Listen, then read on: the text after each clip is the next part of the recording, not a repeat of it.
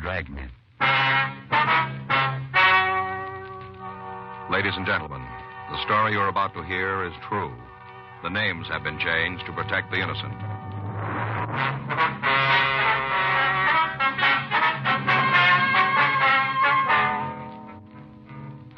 You're a detective sergeant.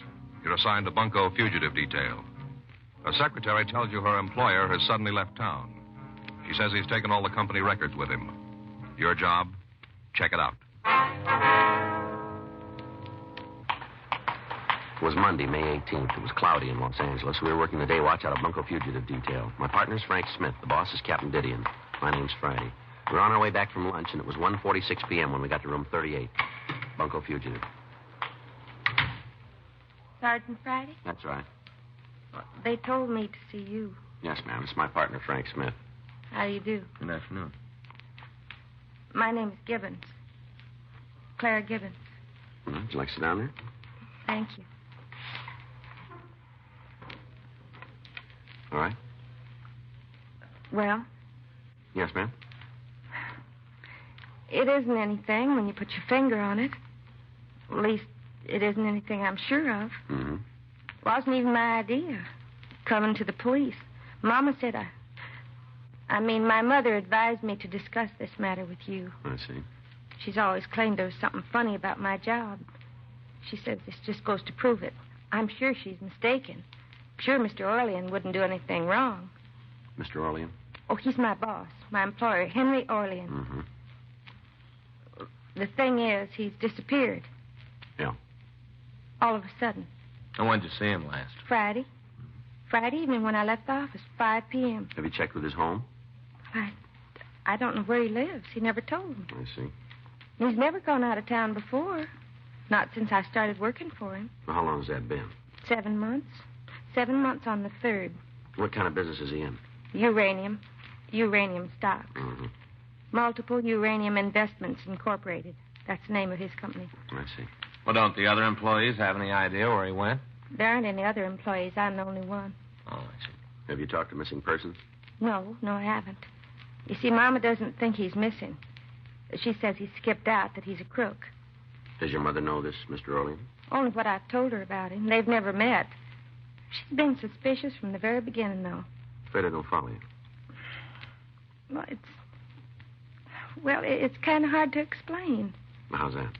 You see, the thing is, Mama just can't understand why he ever hired me. The employment office sent me to see him, along with 7 or 8 other secretaries. Mr. Orlean picked me out from all the rest. Was there something strange in that? Well, the truth is, I'm not much of a stenographer. Not a real good one, that is. I get kind of nervous whenever I have to take dictation, and my typing's just fair, too. I could do real clean copy if they'd just let me take my time, but they never do. Is that right? Except for Mr. Orlean. He doesn't rush me or get me all upset. It's the first time I've ever been able to hang on to a job. Pays awful good. $20 a week more than I ever earned before. That's so. Mom couldn't believe it when I told her. She said there's a catch to it someplace. Mm-hmm. It'd be different if I wasn't plain. 2 or 3 of the other girls who tried out for Mr. Orlean, they were very attractive, and they all had nice clothes. Mm-hmm. Mama sure was surprised when I told her he'd picked me. There's a catch to it somewhere. That's how she put it. He's up to something, and he wants a secretary who's not too bright. Well, I'm afraid we're going to need more than that to start an investigation, Miss Gibbons. Yes, sir. I see. Well, thank you very much. Just a minute. Does he owe you any back wages? Oh, no. No, I'm paid up a month in advance. Mm-hmm. That was another thing that seemed funny. I mean, when you think about it now, it seems funny. Well, what do you mean? My being with him less than a year and him wanting me to take a vacation with pay, a whole month off. How'd that come about?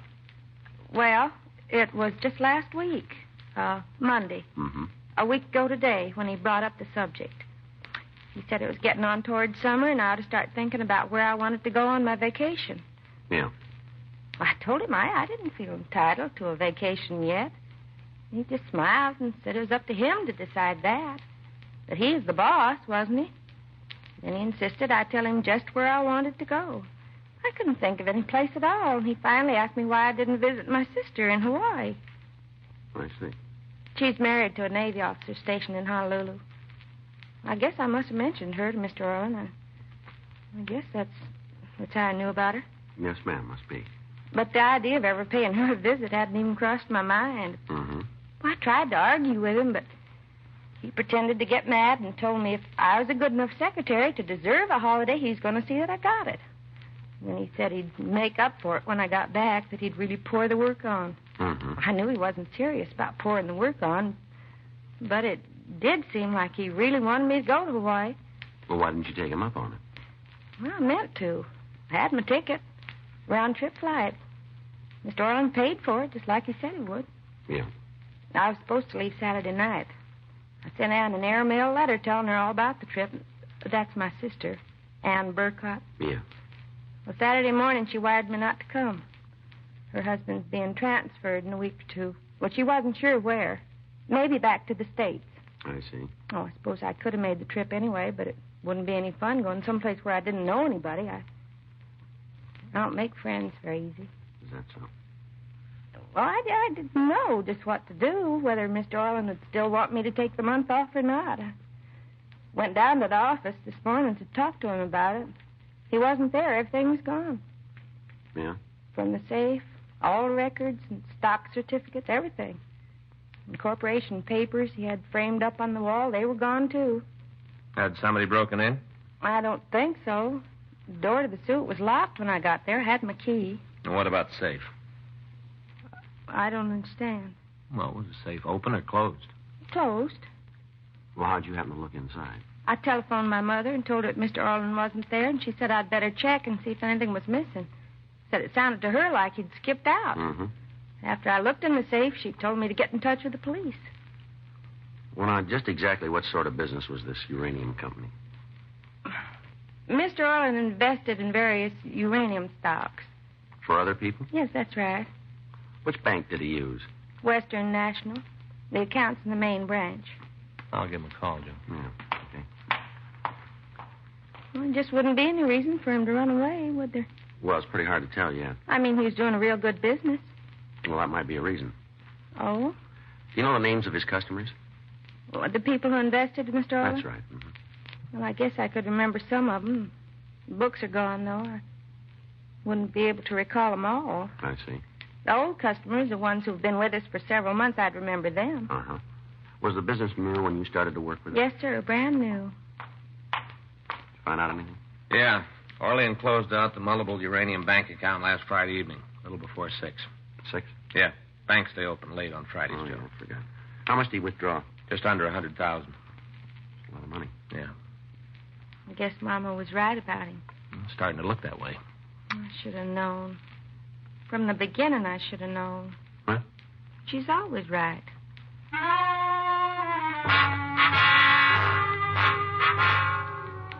While Frank put in a call to Sacramento to check on the corporate status of multiple uranium investments, I asked Clara Gibbons to give me a detailed description of the suspect. 2:28 p.m., Sacramento reported that no such corporation had ever been authorized. We ran the name Henry Orlean through R&I. They had nothing on him. We turned the description and MO over to the stats office. They came up with 7 possible stock fraud artists. We pulled their mug shots and showed them to Miss Gibbons. She was unable to identify any of the pictures. 3:07 p.m., Miss Gibbons accompanied us to the Wendler building on Wilshire Boulevard in the Miracle Mile. We went up to Suite 4D. Just a second till I find my key. Yes, ma'am. Here it is. This is the outer office where I work. Mm-hmm. That's his office in there? Yes, sir. Well, that's real fancy. Have you talked to the building manager today? No, sir. Is he around, do you know? Well, there isn't any manager. Not exactly. The owner has an office down the hall. Oh. I'll be glad to find out if he's in. Thank you. You'll be here? Yes, ma'am. Well, very impressive quarters, huh? Must have been a very impressive guy. Yeah. Look at that, Joe. Wonder what he had up there. Hmm? Up on the wall. See that spot? Looks like there used to be a picture or something. Well, those incorporation papers, maybe, huh? Phonies? I don't know. As far as the state of California is concerned, they're phony. Mm-hmm. This is Mr. Wendler. Mr. Wendler is Sergeant Friday. How are you? I do. And this is... I'm awfully sorry. I don't seem to remember your name. It's all right. My name's Frank Smith. Well, Pleased to meet you. This is our identification, if you want to see it. forget it. All right. Well, You're the owner of this building, are you? well, it's the Wendler building. I'm Ted Wendler. Yes, sir. Draw your own conclusions. Yeah. Do you have any objections to answering a few questions, Wendler? No, All right. Will you answer them for us, please? I thought I was. Yes, sir. I asked you one before. Do you own this building? Outright. That isn't important. Well, it's important to me. It's important to the mortgage company. Is it in your name? Yes, it's in my name. All right, fine. And what about the man who rented this suite? Orlean? Yes, sir. Well, what about him? Do you know he left town? Well, she just told me. Did you know about it before? No. What can you tell us about him? He's a broker or something. Uranium stocks, I guess. So we got that much. That's all you know about him, huh? Yeah? How long's he rented from you? Let's see, a little over 7 months. Be 8 on the 3rd. Did he mention anything about where he had offices before? No, he said he was from back east. Any particular place? No. Why, what's he done? We'd like to talk to him, that's all. Well, maybe he'll come back. Uh-huh. Well, if he doesn't, it's all the same to me. What? I made him pay his rent in advance whole first year. That your usual practice? No, only with fellas in the stock market. You see, I remember 1929. Yeah. You never know what's going to happen, not with fellas in the market. Mhm. You see, I remember 29. Yeah. If Orlean stays away, I'm way ahead of him. Rent's paid up. Mhm. I'm nearly 5 months ahead of him. Yes, sir. I wish we were.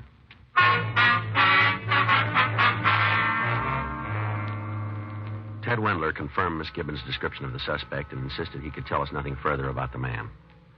While a crew from the crime lab went over the offices, we again questioned Clara Gibbons. She gave us the names and addresses of some of the people who had invested money with Orlean.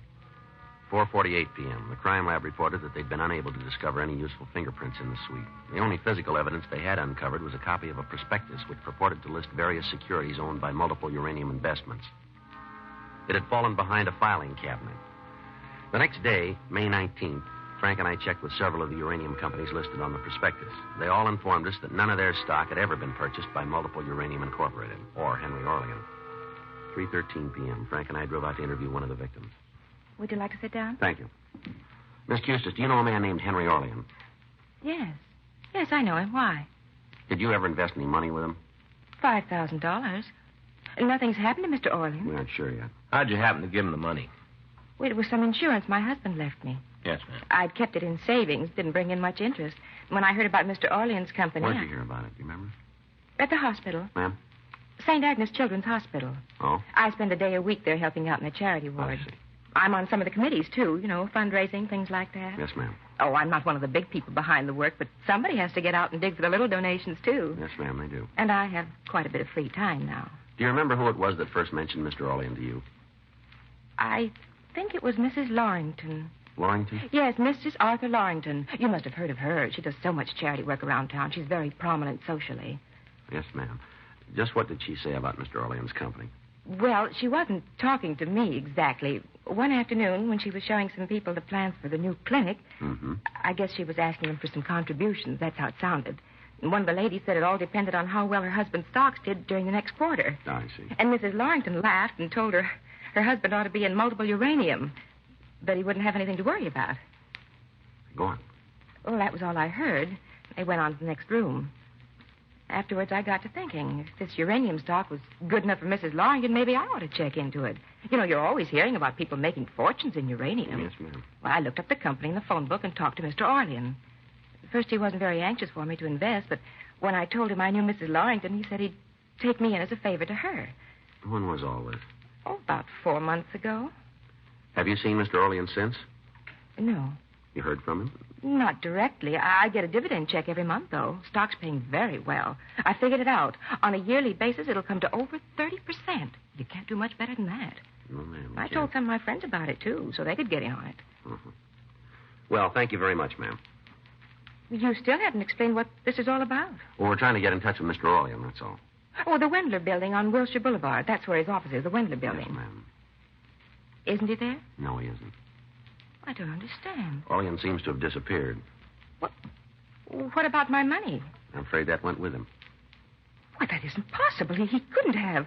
Mrs. Lorrington said it was a good stock. Yes, ma'am. We'll talk to her about it. Well, he paid me dividends every month. Good dividends. Yeah, well, I wouldn't count on any more of them. Why, I'll bring charges against him. I'll have him put in jail. He'll find out. But that's all you need, isn't it? Somebody to bring charges? No, ma'am, not quite. Well, what do you mean? We need him.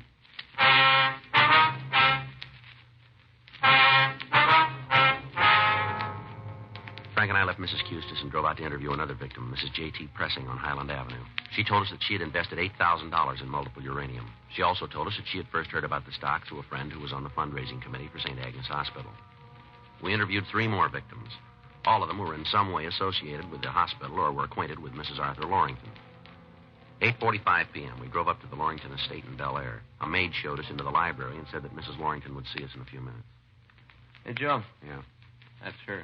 Hmm? Up there on the wall, that painting, that's Mrs. Lorington. Yeah. Saw it in the Sunday paper once. Society page. Mm-hmm. Real honest to gosh artist did it. You don't say. Mm-hmm. Probably flatters her a lot. Maybe. Oh, it's bound to. What makes you think so?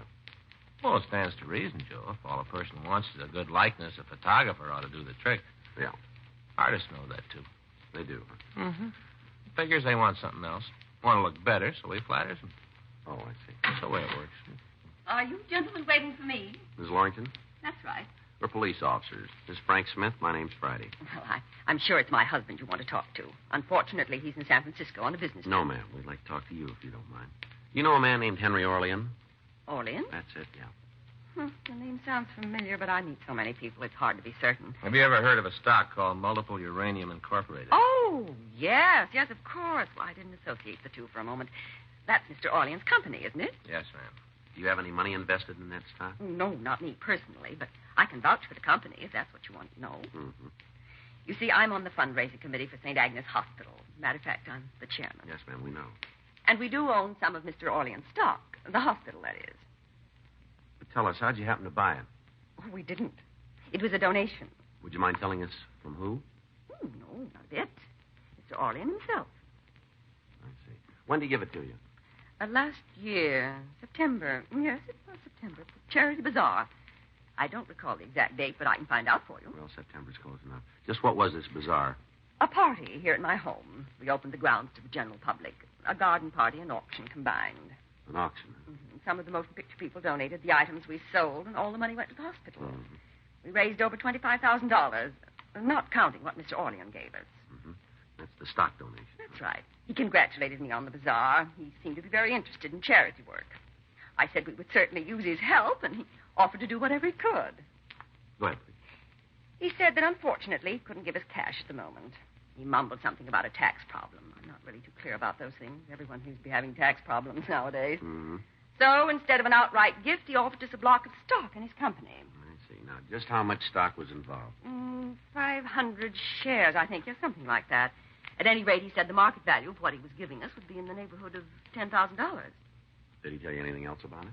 He didn't go into the details of his corporation, and I certainly didn't question him. You don't look a gift horse in the mouth. Yes, ma'am.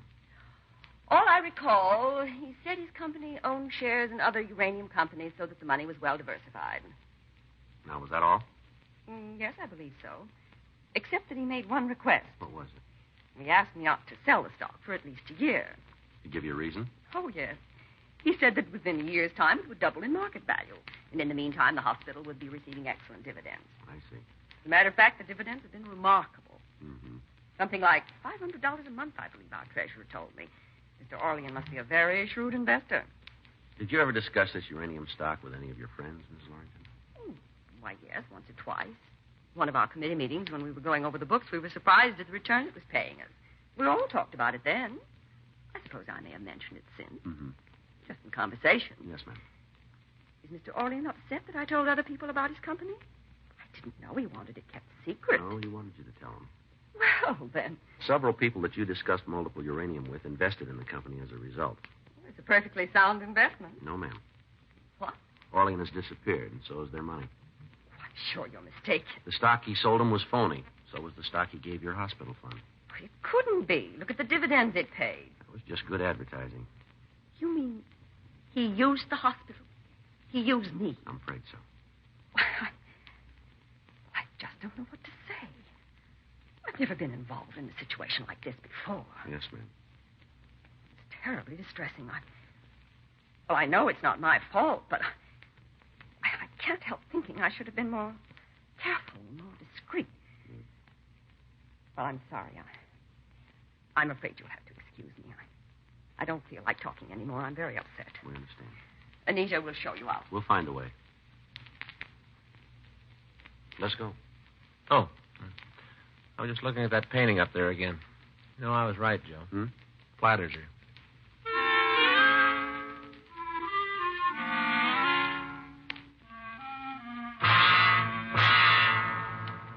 The interview with Mrs. Lorington had enabled us to establish the suspect's M.O. Additional bulletins were sent out alerting all police departments, charity organizations, and fundraising committees. During the rest of the week, we interviewed other victims of the stock swindle. None of them could furnish any additional information about the whereabouts of the man who called himself Henry Orlean. 3 weeks later, on June 9th, we received a report from the Chicago Police Department. They informed us that a man answering Orlean's description had worked an oil stock swindle in that city during the previous year. He had then used the name of Roger Norgett. They also told us that this Norgett was suspected of an earlier stock swindle in Kansas City. Neither the Chicago nor Kansas City police had a positive identification of the suspect, but in both cities, the M.O. had been the same. The suspect had donated a block of phony stock to a charitable organization, had paid very high dividends on the donated shares, and then had been able to acquire investments from private persons.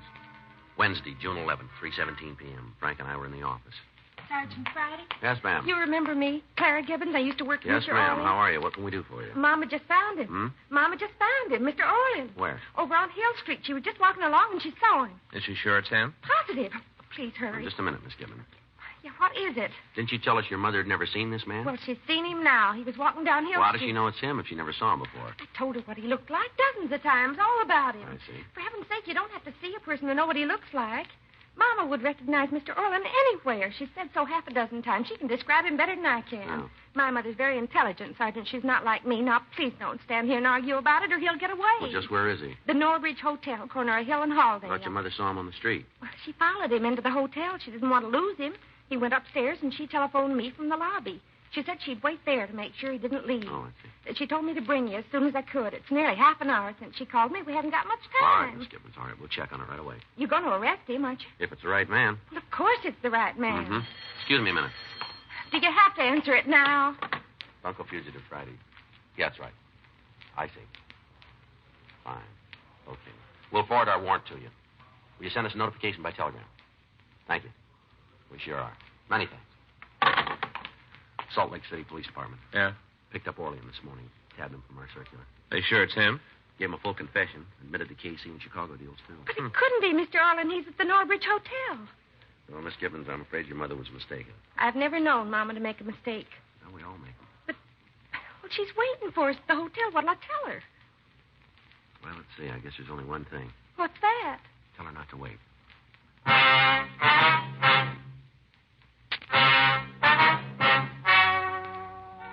The story you have just heard is true.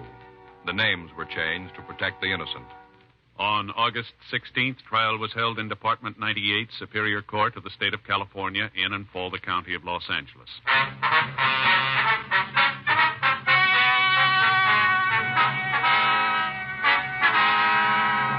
Francis Caxton Wheatley, alias Henry Orlean, alias Roger Norgett, was tried and convicted of grand theft, 7 counts, and received sentence as prescribed by law. Grand theft is punishable by imprisonment in the county jail for no more than 1 year, or in the state prison for not less than 1 or more than 10 years. Holds were placed on the suspect by the states of Illinois and Missouri at the termination of his sentence in San Quentin.